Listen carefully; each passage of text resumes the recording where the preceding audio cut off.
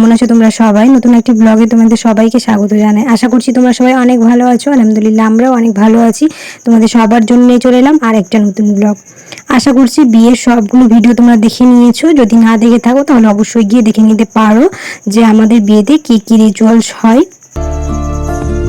ভিডিওটা হচ্ছে মুহররমের আগের দিন, মানে আশুরার প্রথম রোজা। যেহেতু রোজার জন্য সকালবেলার দিকে রান্না বান্নার তো কোনো ঝামেলা থাকে না, কিন্তু ওই ঘর বাড়ি গুছানো এগুলোই থাকে। তার জন্য 2 থেকে 3 ঘন্টা টার্গেট রেখে কি করে বাড়িঘর পরিষ্কার করব, তার সাথে রান্না বান্না আজকে ভিডিওতে সেটাই শেয়ার করেছি। আশা করছি তোমাদের ভালো লাগবে।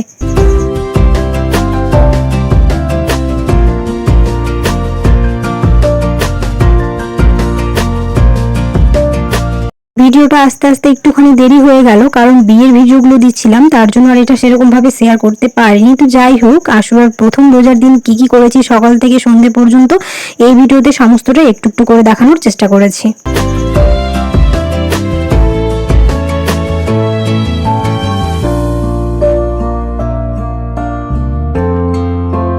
প্রত্যেক দিনের তুলনায় রোজার দিনের সকালগুলো হয় একটুখানি আলাদা। প্রত্যেক দিন যেমন ঘুম থেকে উঠে বাড়ির কাজের সাথে সাথে রান্না বান্নার একটা ঝামেলা থাকে, রোজার দিনগুলো সকালবেলার দিকে সেরকম কোনো ঝামেলা নয়।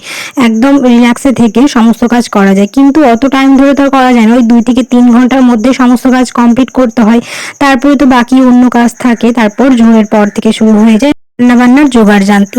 তো এখানে ওই 2 থেকে 3 ঘন্টা কি করে সমস্ত কাজ আজ গুছিয়ে নিচ্ছি সেগুলোই তোমাদের সাথে শেয়ার করব। তো প্রথমে আগে বেডশিটগুলো তুলে নিয়েছি, দিয়ে ওয়াশিং মেশিনের মধ্যে দিয়ে দিলাম। তাহলে কি এইদিকে এই কাজগুলো হবে, ফার্নিচারগুলো ক্লিন করা হবে, ওইদিকে কাপড়গুলোও কাচা হয়ে যাবে। তো সময়ের মধ্যে হয়ে যাবে সবকিছু গুছানো। তার জন্য আগে প্রথমে বেডশিটগুলো তুলে দিয়েছি, তারপরে যত সব ফার্নিচার থাকে সেগুলো মুছে দিয়েছি। এখন এসছি হচ্ছে এই ওয়াশ বেসিনের এখানে। এই জায়গাটা এখন পর্যন্ত ঠিক হয়নি, জানি না কবে ঠিক হবে। রোজই বলছে মিস্ত্রি আসবে আসবে, কিন্তু ওই তো এখনো আসেনি। তো যাই হোক, আগে এখানে সবকিছু মুছে এখন এটাকে সেট করে নিচ্ছি। তারপর ওইদিকে ওয়াশিং মেশিনের কাপড়গুলো হয়ে যাবে কিছুক্ষণের মধ্যে, তো ওইগুলো আবার রোদে দিয়ে আসবো। প্রত্যেক দিন যে সকালবেলা একটুখানি তাড়াতাড়ি ওঠা হয়, কিন্তু রোজার দিনগুলো একটুখানি লেট হয়ে যায়, কারণ ওই তো ভোরবেলায় খেতে ওঠার পর একটুখানি ঘুমালে আর সকালে সেরকম ভাবে ঘুম ভাঙতেই চায় না। তাই রোজার দিনগুলো একটুখানি সময় পরে ওঠা হয় দেরি করে। এদিকে গল্প করতে করতে আমার মোটামুটি ভাবে বেসিনটা পুরো ক্লিন করা হয়ে গেল। এইদিকে এখন এগুলো পেতে দিই, যেহেতু একটা তো এগুলো ডাবল করে রাখা হয়, একটা কেচে দিলে আর একটা পেতে দিই। তো ওই ওটা যেহেতু কেচে দিয়েছি, তো এখন ভাবলাম এখনো যেহেতু ওয়াশিং মেশিনের কাপড়টি হয়নি, আরো কিছুক্ষণ লাগবে, তো ওই ফাঁকে ওই কাজগুলো করে নিচ্ছে, তাহলে কি সব কাজ হয়ে যায় সময়ের মধ্যে। তো এখানে আমার ড্রয়িং রুমটাও মোটামুটি ভাবে ক্লিন করা হয়ে গেল, আর এদিকে কাপড়গুলো হয়ে গেছে। এখন এগুলোকে আমি রোদে দিয়ে আসবো।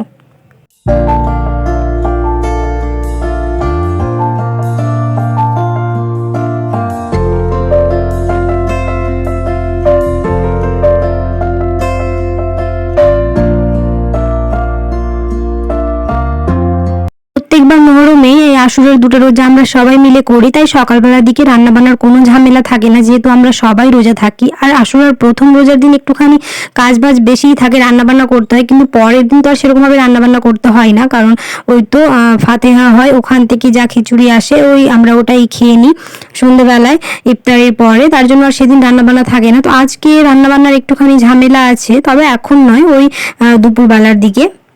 কাপড়গুলো রোদে দিয়ে আসার পরে ওই 10 মিনিট পরে গিয়েছিলাম কাপড়গুলো তুলতে, আর দেখলাম সবগুলোই প্রায় শুকিয়ে গেছে। কারণ এখন যা রোদ করেছে কয়েকদিন থেকে, যেরকম ভাবে রোদ হচ্ছে সেরকমই আবার কিছুক্ষণ পরে বৃষ্টি শুরু হয়ে যাচ্ছে, তাই কাপড়গুলো তাড়াতাড়ি শুকিয়ে গেছে। তো এখন ঝটপট করে এই কাজগুলো করে নিই। এখন পর্যন্ত আমার ভিডিওটি ক্লিক করে দেখছো, এখন চ্যানেলটিকে সাবস্ক্রাইব করনি, অবশ্যই সাবস্ক্রাইব করে দিও। তার সাথে পাশে থাকা বেল আইকনটাকে প্রেস করতে একদমই ভুলো না, তাহলে সময় মতো আমার ভিডিওগুলো তোমাদের কাছে পৌঁছে যাবে। আর অবশ্যই ভিডিওতে একটা লাইক করে দিও। তোমরা অনেকেই আছো ভিডিও দেখে চলে যাচ্ছ, লাইক করো না, অবশ্যই লাইক করে দিও, কারণ তোমাদের একটা লাইক আমাকে অনেক মোটিভেট করে। ফ্রেন্ডস আর ফ্যামিলির সাথে বেশি বেশি করে ভিডিওটা শেয়ার করে দিও। আর অবশ্যই কমেন্টে জানিও ভিডিওর কোন পার্টটা তোমাদের সবচেয়ে বেশি ভালো লেগেছে, আর কারা কারা আশুরা রোজা রেখেছিলে তারা অবশ্যই চাইলে আমাকে কমেন্ট সেকশনে জানাতে পারো। রোজার দিনের সকালগুলো তোমরা কিভাবে কাটাও সেটাও চাইলে আমাকে জানাতে পারো।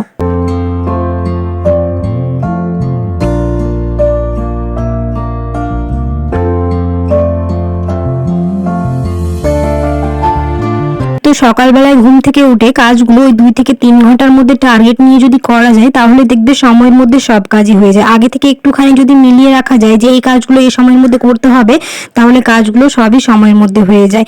আর যদি না ভেবে রাখি আর কাজ করতে একটুখানি আলসেমি লাগে তাহলে কাজটাও দেরি হয়ে যায়।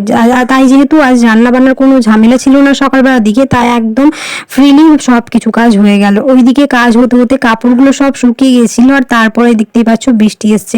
আগে আসলে হয়তো কাপড়গুলো আবার রোদে দিতে পারতাম না, ভালোই হলো। যাই হোক, কাপড়গুলো শুকিয়ে গেছে, তারপরে বৃষ্টিটা এসছে।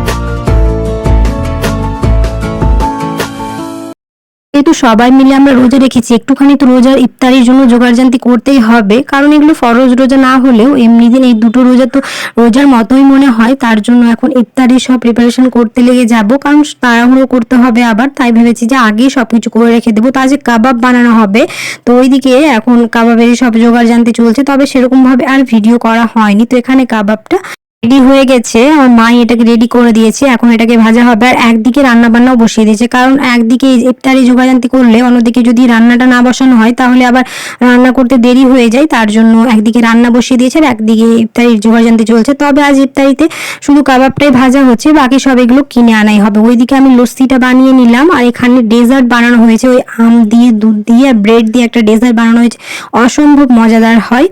আর তার সাথে আরো অনেক কিছু আছে আজকে ইফতারিতে।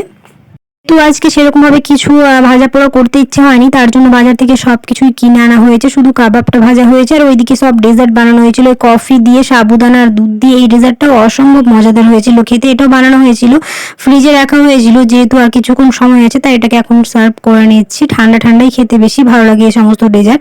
তো এখানে মোটামুটি ভাবে আমাদের ইফতারির সব জোগাড়জান্তি হয়ে গেছে, এখন সব কিছু নিয়ে আমরা বসে পড়বো, কারণ হাতে বেশিক্ষণ আর সময় নেই, ওই মাত্র কয়েক মিনিট আছে। আর এখানে মোটামুটি ভাবে সব কিছুই কাজ হয়ে গেছে, ইফতারিও সব জোগাড়জান্তি করা হয়ে গেছে। লস্যিটা আগে বানিয়ে নিয়েছিলাম, বানিয়ে ফ্রিজে রেখে দিয়েছিলাম, তো ঠান্ডা ঠান্ডা লস্যিটাও বের করে নিয়েছি।